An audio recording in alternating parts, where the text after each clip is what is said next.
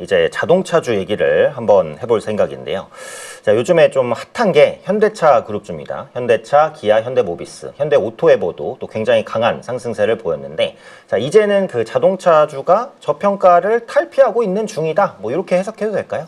네, 어쨌든 이제 그거를 자동차 주다라고 하면은 사실은 조금 그런 것 같고, 그렇죠. 네. 자동차 플러스 로보틱스 관련주다 네, 이렇게 이제 맞습니다. 보면은 이제 당연히 재평가돼야지 이런 생각들을 이제 하실 수밖에 없는 거죠. 네. 그리고 그 앞에 최고로 앞에 서 있는 게 지금 현대차 그룹이기 때문에 맞습니다. 당연히 이제 달리는 건데 지금 이제 밸류에이션으로 보면은 현대차 과거에 우리가 봤던 무슨 5배 전후 이 밸류에이션이 아니잖아요. 맞아요. 좀 지금 올라왔죠. 벌써 뭐 16배, 17배 오늘도 이제 주가가 오르고 있기 때문에 16배, 17배라는 것 자체가 상징하는 것이 이제는 자동차주로 보는 게 아니구나. 완성차로 보는 게 아니구나. 그렇죠. 뭔가 다른 게 들어오고 있는데 그럼 뭘 보고 달리는 건가?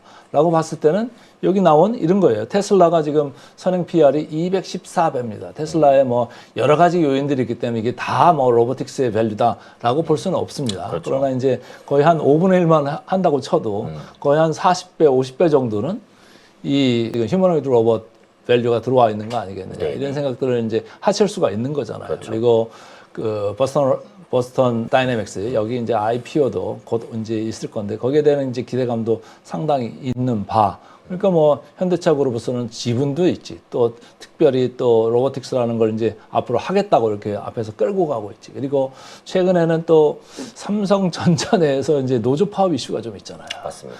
결국은 지금 안 그래도 지금 공장에 사람 없이 쓰고는 있는데 더 공장 자동화해야 되는 거 아니야? 더 로보틱스 해야 되는 거 아니야? 이런 걸 사람들한테 조금 넣는 거 아니겠느냐? 그래서 이런 것들이 다 버무려져 가지고 현대차 그룹을 다시 한번 재조명하는 그런 계기가 되고 있는 것 같은데 제가 볼 때는 오퍼레이팅 캐시플로우 그러니까 돈을 창출해내는 능력들이 상당하잖아요. 그래서 뭐 계속적으로 좋게 보셔도 될 그런 현대차 그룹이다 이렇게 보고 싶고 그 밑에 있는 이제 아까 얘기한 이제 자동차 부품주들도 이제 같이 이제 덩달아서 이제 가는 거는 뭐 최근에 현대차가 많이 올라가면서 기아가 상대적으로 좀 소외가 돼가지고 맞습니다.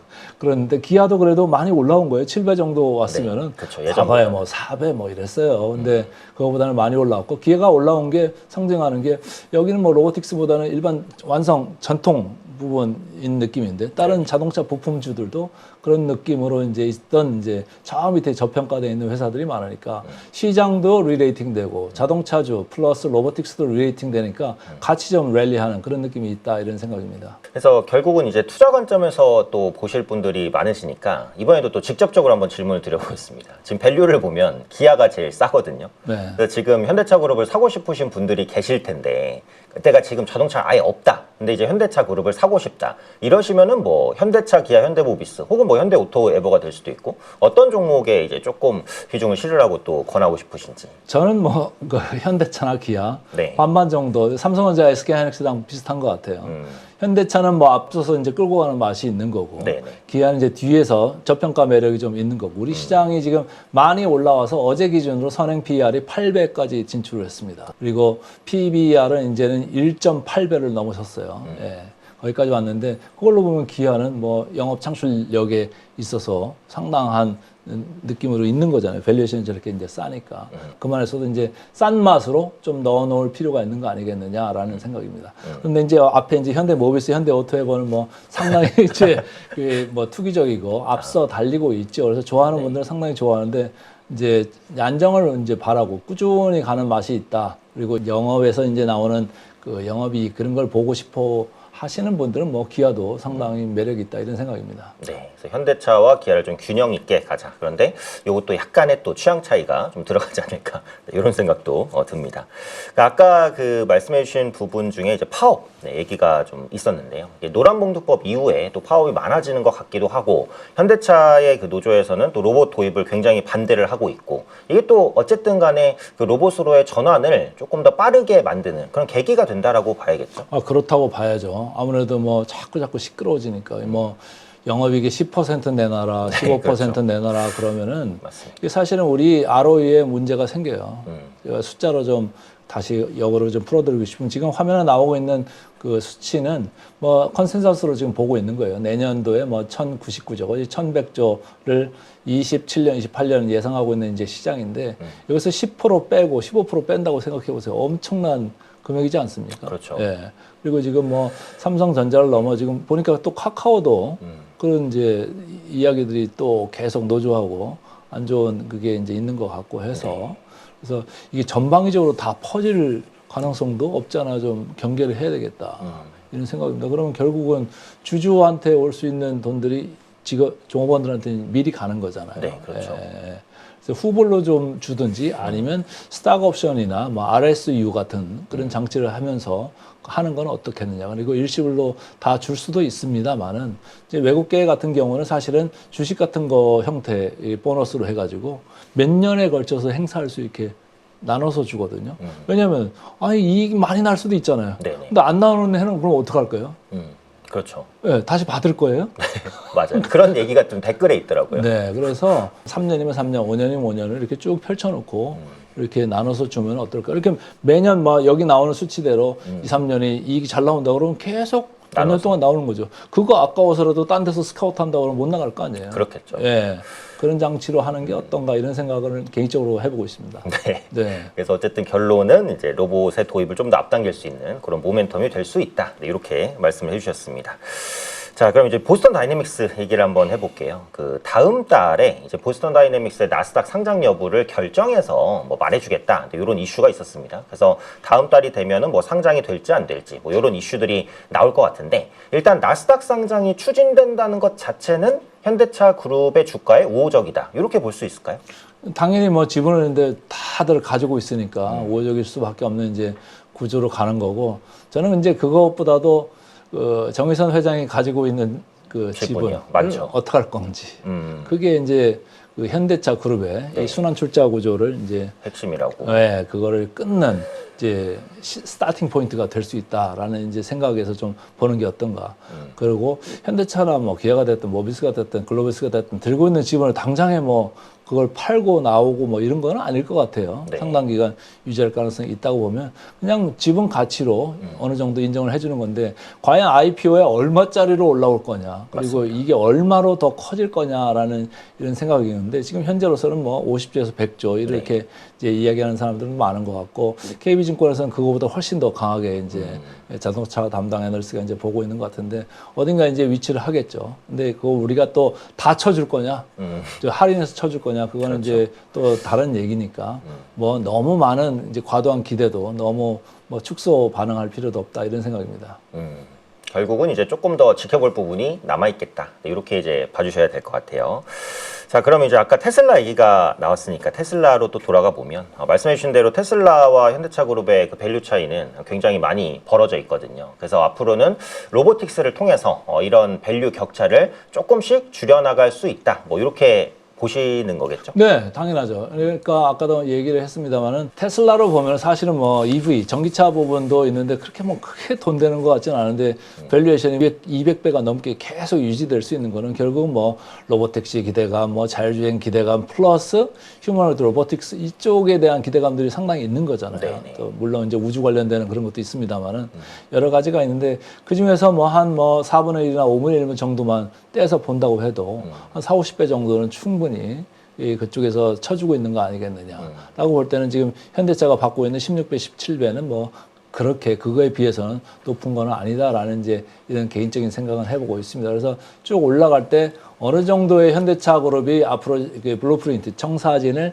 제시를 하느냐에 따라 가지고 달라지겠죠. 근데 현재까지 우리가 옵티머스 로봇 같은 거 보면 상당하지 않습니까? 맞습니다. 뭐 그거 보면 막 입이 쩍쩍 벌어져요. 네, 오늘 이제 반도체와 자동차 관련해서 살펴봤는데 최근에 개인 투자분들 관심 있으신 게 또 조선주입니다. 그러니까 조선주는 요즘에 이제 핵잠수함 이슈도 있고 또 데이터 센터 모멘텀이 살짝 묶기도 한 것 같은데 조선주에 대해서는 전체적으로 어떻게 좀 바라보고 계신가요? 뭐 조선주는 뭐 내러티브로 보면은 새로운 이제 이야기거리들이 이제 나오는 셈인데 그렇죠. 그것도 중요합니다만 이제 데이터를 보는 입장에서는 저가 수주로 이제 만들었던 물량들에 대한 이제 인식이 거의 끝나가고 이제는 이제 고마진의 이 숫자들이 들어오는 이제 사이클이 들어오는 이제 타이밍이다라는 거고 지금 신조성과가 이제 다시 올라가는 그런 국면으로 가고 있기 때문에 이 사이클이 다시 장기화될 수 있다라는 거에 이제 기대감이 상당히 묻어나오는 이런 국면으로 간다라고 저는 보고 있어요. 근데 다만 뭐 먼저 올라와 있는 이제 조선주기 때문에 그런 밸류에이션 부담이 약간씩은 있죠. 그리고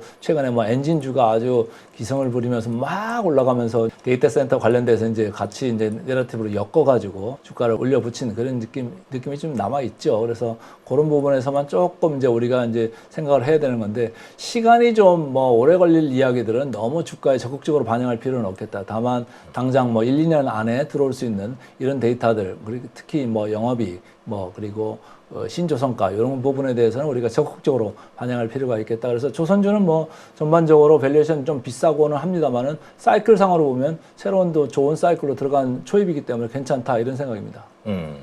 그래서 조선주의 최근에 들어가는 모멘텀들은 플러스 알파로 볼 필요가 있을 것 같고, 근데 이제 그 전에, 그러니까 데이터 센터나 핵잠 수함 전에 조선주를 움직였었던 건 마스카 프로젝트였거든요. 근데 이제 마스카 프로젝트에 대한 기대감, 현재 시점에서는 또 어느 정도로 생각할 수 있을까요? 저는 뭐 거의 이미 주가에 뭐 하나 오션을 포함해가지고 많이 들어와 있는데 상당히 우리나라한테 이제 기회가 된 거죠. 어떻게 보면 미국, 중국의 대결 양상 속에서 결국은 뭐 조선을 할 수 있는 나라가 일본하고 우리나라 뭐 이 정도인데 우리나라가 훨씬 압도적이니까 우리나라한테 이제 기회가 찾아온 거고 미국에서도 이제 밸류 체인을 만들어 줘야 되는데 그거에 대해서 기대감은 너무 많이 할 필요는 없는 것 같아요. 그게 없었던 거의 뭐 존재감이 없었던 그런 미국 조선업에 가가지고 뭐 엄청나게 그 밸류 체인을 금방 만들 거다, 뭐 하룻밤에 만들 거다, 그건 쉽지 않습니다. 그래서 오히려 이제 미국 해군이나 뭐 이런 거를 갖다가 그 배를 끌고 와가지고 우리나라에서 이제 수리해가지고 다시 보내는 이런 이제 스토리로 좀 바뀌고 있잖아요. 그래서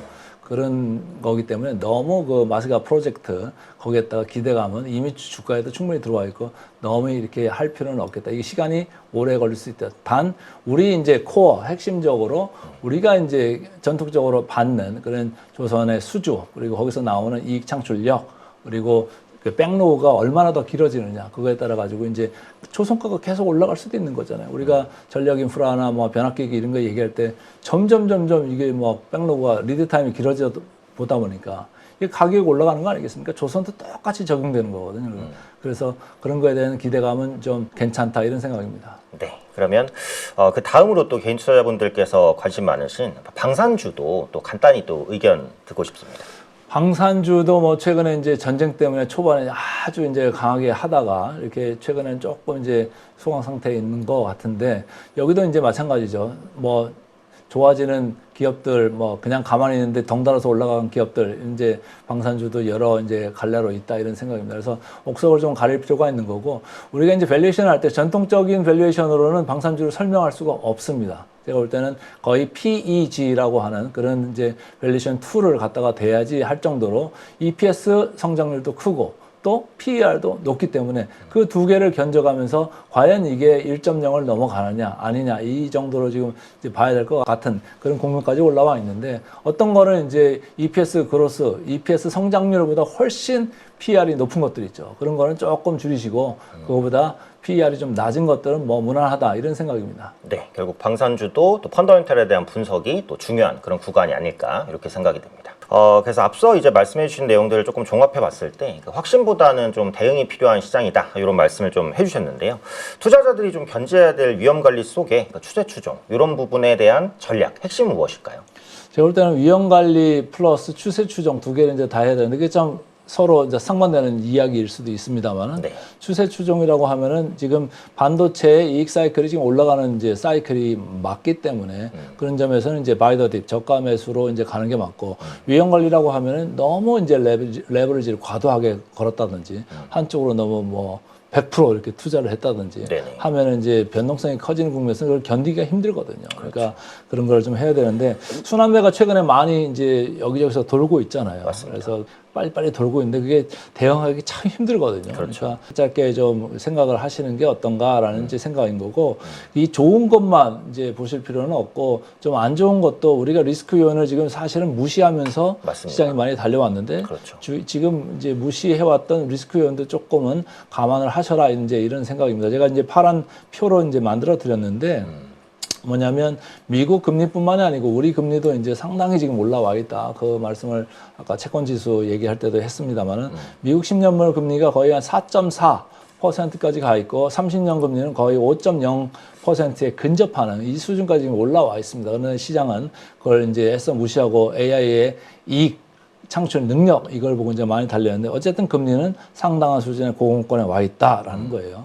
미국의 30년물 금리가 5.0%를 넘어가는 순간 주식보다는 채권에 더 매력이 올라갈 수도 있는 그런 이제 허들이거든요, 거기가. 그래서 그런 거는 우리가 항상 체크해야 되는 거고 외국인 매도를 지금 조금 중점을 이제 두고서 이제 이야기를 할 필요가 있는 건데 외국인이 지난 수요일 날은 엄청나게 사지 않았습니까? 네. 근데 뭐 목요일, 금요일 가면서 완전히 돌변하더니 월요일, 화요일 계속 지금 가서 퍼대고 있잖아요. 맞습니다. 근데 여기서 외국인들이 급하게 이제 순매수로 들어오기는 쉽지는 않은 이런 국면인 것 같아요. 그래서 사실은 롱머니들이 좀 들어와줘야 되는데 롱머니들이 크게 들어오는 이제 흔적들이 없다. 오히려 블랙락이 뭐 ETF 이거 좀 줄이면서 나가버리잖아요. 네. 예. 그래서 그런 면은 조금은 생각을 할 필요가 있겠다라는 거고 AI가 지금 뭐 많이 과열 국면에 있고 이제 반도체 투톱이 우리나라에 있기 때문에 이제 안심을 많이 하시고 올라가는 그런 게 있는데 과열은 과열인 거죠. 뭐 그렇죠. 급하게 올라간 면이 있으니까 거래대금이나 뭐 상대 강도 이런 게 조금 둔화될 수 있는 국면이 온다고 하면은 위험 관리를 좀 하시라. 그러나 추세가 완전히 깨지는 이런 건 아닐 거다 이런 생각입니다.